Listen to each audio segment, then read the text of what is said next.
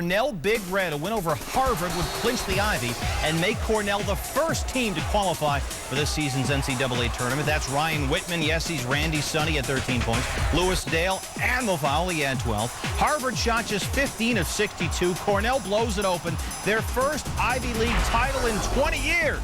Cornell's fifth outright Ivy title. Cornell, the first team into the NCAA tournament. And of course, this merits more attention. Cornell, first to get a bid. They finished strong with 14 straight wins. They finished the season 20-5. They won 16 of their last 17. A 12-0 league record is the best in school history. It's also the first time in 20 years that either Penn or Princeton did not win the Ivy League. Cornell, you guys are in. Cornell, the Ivy, the history. Let's review the whole thing. First NCAA tournament bid since 1988 when they lost to Arizona in the first round. Princeton, the last Ivy League team to win a tournament game. They beat UNLV back in '98. Harvard, what else have they done? Last Ivy League team to win a college hockey championship. Crimson won that in '89. Cornell's Ed Marinaro, Hill Street Blues of fame. Second in the Heisman voting in '71 to Auburn's Pat Sullivan. Cornell now gets its chance to add to that Ivy League history. Coach Mike Krzyzewski, one win away from 800 in his career.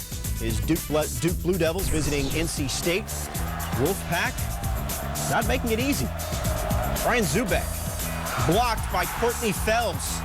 And Courtney Fells says, I am blocking Brian Zubek. Ben McCauley misses, but look at this effort here by McCauley. He draws a foul.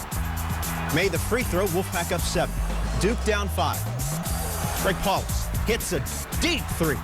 He had 15 points. A little bit later, Gerald Henderson kicks it to Taylor King. And Duke down 3 at the half. Second half, more NC State off the turnover. Gavin Grant finds Javier Gonzalez. Get it, got it, good. He had 18. And then more from McCauley. He puts NC State up 13. McCauley had 19 off the bench. But Duke comes back, and they did it with a 3. Here's Shire with the triple. He said Coach K basically let us control the huddle because we weren't doing what the coaches said anyway. Well, it worked for him. DeMarcus Nelson drains a 3, and Duke goes on a 16-5 run to get back in this thing. Then Henderson, the drive and kick. Powell's again. He ties it at 85. Duke made 13 threes as a team. Critical moment here. McCauley. Bobbles it out of bounds. That allowed Duke to run down most of the clock. Last chance for the Wolfpack.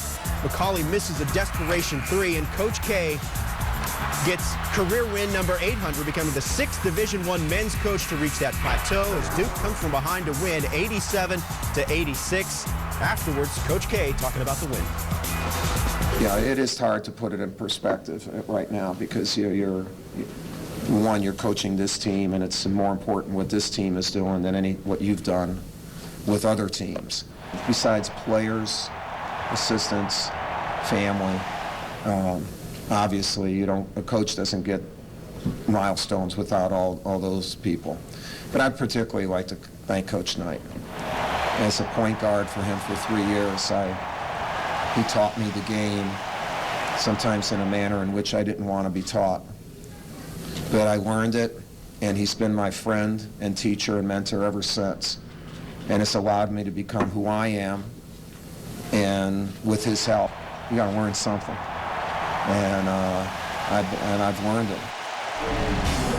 Coach Knight topped this list at 902 as Coach K becomes the 6th head coach in men's Division I history to reach 800 career wins, and the 3rd fastest to do it. Among active coaches, only Eddie Sutton is ahead of him, and that's just by 2 games. 727 of Coach K's wins have come at Duke University. As for the Blue Devils, with a 25-3 record, they can make a case for a #1 seed in the NCAA tournament. They won at North Carolina. They have wins over Marquette and Wisconsin. The only losses are at Pitt, Wake Forest, and Miami. Duke plays North Carolina March 8th on ESPN. And Carolina's case for a 1 seed in danger of taking a hit in Chestnut Hill. Tar Heels visiting Tyrese Rice in Boston College, and Rice was phenomenal. He hit 8 threes in the first half, 8 of 9. He scored 22 points in one 7-minute stretch, finished the first half with 34 points. Roy Williams said, "That's about as impressive as anything I've ever seen. Don't let him cool off." BC up 14 at halftime. Rice then scores the first 2 baskets of the second half and shows why he's the ACC's #2 scorer behind Carolina's Tyler Hansbrough. He's still hot. Converts on the other end, and the floater in the lane here. 14 of 25 shooting for Rice. But UNC comes back. You knew they would. Danny Green open for 3. Roy Williams, he can see it now. They're at least within 14. Green again. Getting himself open for 3, creating his own shot. Carolina on a 32-8 run, including 18 straight. Wayne Ellington knocks one down, and BC's lead is knocked down to 6. In fact, 8 minutes after BC was up 18, Carolina has a 1-point lead.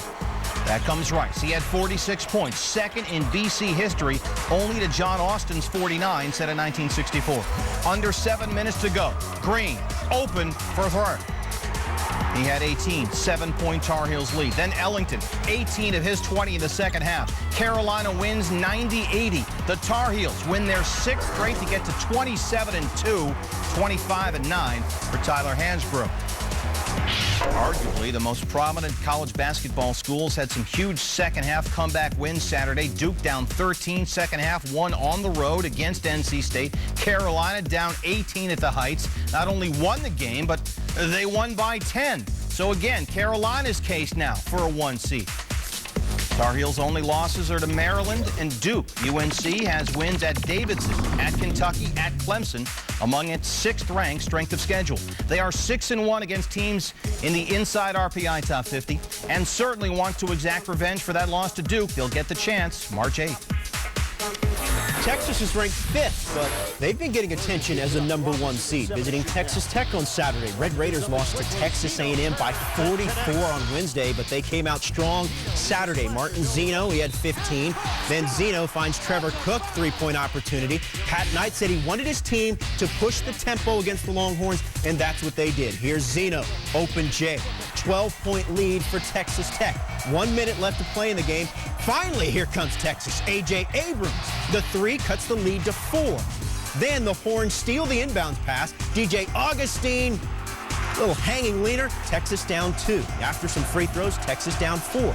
Augustine again cuts the lead to 2. More free throws for Tech. More Augustine. Now, he's a right-handed player, but he finishes with the left hand. He had 30 points. Texas down 2. Justin Mason from the corner cuts the lead to 1 with that triple. Texas 9 of 28 from 3. Alan Voskuhl made both free throws here. 6 of 6 from the free throw line in the final minute. Texas Tech 34 free throws made in the game. Augustine fouled before he can shoot the 3. Misses the free throw. Texas still down 3. J.D. Lewis, a pretty good look here. Connor actually didn't get it off. And Texas Tech upsets Texas 83-80. Celebrate. Despite the loss Saturday, no team in the country can boast the trio of wins that Texas has. Tennessee, at UCLA, and Kansas. Texas has impressive 10 wins over teams in the top 50 of the Inside RPI. #7, Kansas, hosting Kansas State. K-State handed the Jayhawks their first loss of the season back in January. There's K-State freshman Michael Beasley. He and his team has lost 3 straight. Rough start for him. Remember, he was the guy that said, hey, we can beat Kansas anywhere, even if we played him in Africa. This game was not played in Africa. Beasley, however, had some foul troubles early, forced to the bench. 2 fouls in just 2 minutes and 5 seconds in, and Kansas took advantage. Brandon Rush hits the triple. 19-8 Jayhawks. Wildcats outscored 16-5 with Beasley on the bench for almost 5 minutes. Then, Sharon Collins. He's got a jumper and he's not afraid to use it. 18 points off the bench for him. Kansas had 11 threes as a team. Off the ensuing inbounds, Robinson the steal, feeds Rush for the layup. Rush had 21 points. Kansas State turned it over 14 times in the first half. Beasley did have 39 points, but it wasn't easy. He had hands in his face all night. And then listen to this. Airs ball, and he hears it from the fans.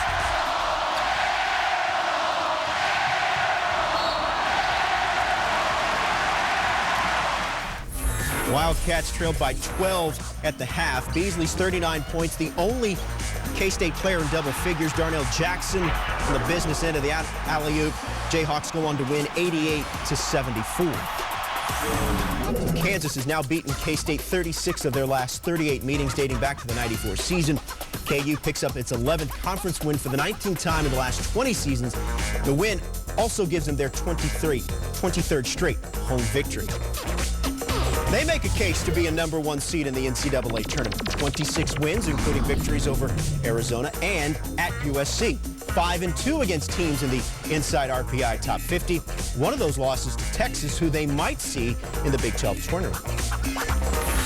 Number 3, Memphis in Hattiesburg faced Southern Miss. Joey Dorsey getting into it with some of the Southern Miss players pregame. Need to sort that out. The second half, Jeremy Wise up and under. Southern Miss not going to get pushed around on their home floor.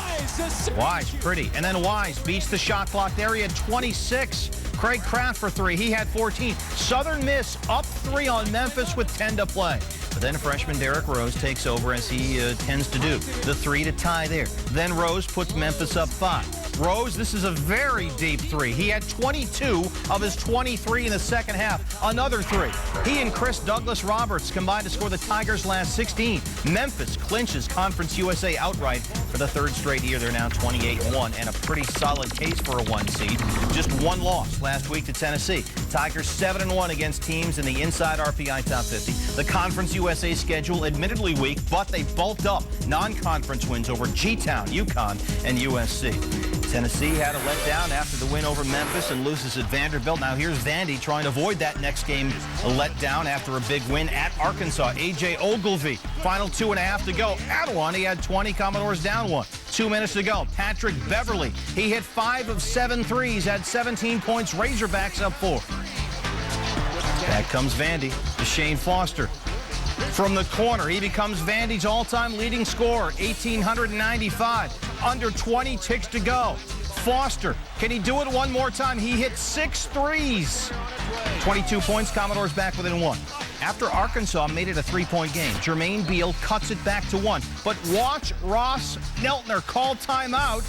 One problem, you don't have any timeouts. That's an issue. Vandy had won 7 straight. They are upset at Arkansas. Great finish between number 10 Georgetown and number 21 Marquette. Second half, Hoyas down 2. Roy Hibbert, according to his Wikipedia page, he's majoring in awesomeness. He had 20 points and that tied the game at 59. Dominique James misses the 3, but there's Dwight Burke with the putback slam. You know, rebounding's all about want to. Remember that. Now, less than 10 seconds to go. Georgetown down 3. Remember, earlier in the show, we saw DJ Augustine get fouled before he took the 3. And that's what Marquette does, but Jonathan Wallace is an 80% free throw shooter, so that may not be the best strategy, because he can certainly nail all 3 of them, and that's exactly what he did.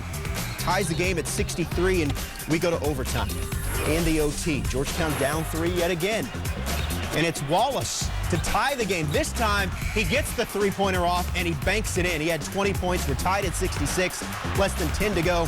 Dominique James, his pass is stolen. Georgetown wins by 2, 70-68. Over the last 2 seasons, they are 8-0 in games decided by 3 points or less. UConn hosting West Virginia. This is A.J. Price. Struggled in his previous 3 games, 9.3 points per. Let's take a look at those last 3 games. 6 points, 0 for 3 from 3-point range at Rutgers. 16 points, but only 3 of 9 from 3 at Villanova. 6 points, 0 for 2 3-point shooting against DePaul. Different story Saturday. Find a spot, and Price would find it. Doug Wiggins, the kick out there. Price knocks it down. UConn is up 3. Next possession. Again, it's about finding your spot. He's comfortable there. Distribute the basketball, set him up, feed him, the whole thing, one more time. But the spot can move around a little bit, too. Here's A.J. Price. You know what? Suddenly top of the key feels pretty good. Price in the spot for 3. 16-point Huskies lead. The hot spot again early second half. Price 5 for 8 from 3, so he got that worked out. He had a team-high 24. UConn has won 12 of its last 13, now 15-1 at home. They win here 79-71. 4 teams with 11 or more wins in the Big East. Georgetown has just 1 game left. March 8th, the Hoyas will get a chance to avenge their February 9th loss at Louisville. UConn and Notre Dame just behind the Cardinals. They have favorable schedules in the last week of the regular season as they jockey for position in the Big East tournament. College basketball, number 8 Stanford hosting Washington State. UCLA the only team to beat the Cardinal at home this season.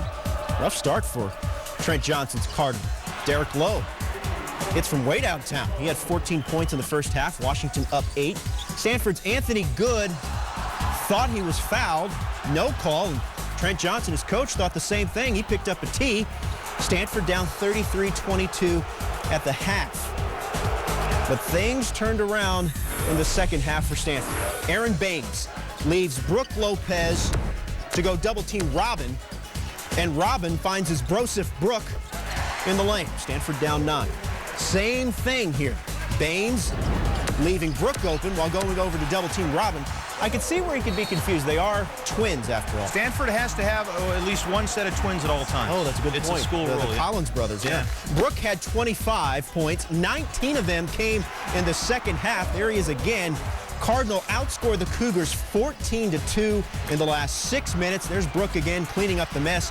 Brooke Lopez, 7th 20-point game of the season as Stanford comes all the way back to win 60-53. So they eliminate Washington State from any chance of winning the Pac-10. It becomes a 2-team race out west. No game on either team's schedule could be considered easy, however. The game will be Thursday when UCLA hosts Stanford. The Bruins, as you remember, defeated the Cardinal by 9 on January 3rd at Palo Alto. A-10 title already in hand. Drew Lavender and Xavier looking for their 11th straight win hosting GW. Xavier opens with a 19-4 run. Lavender to Derek Brown. They were up 36-28 at halftime. Late second half, though, back comes GW. Winton Witherspoon.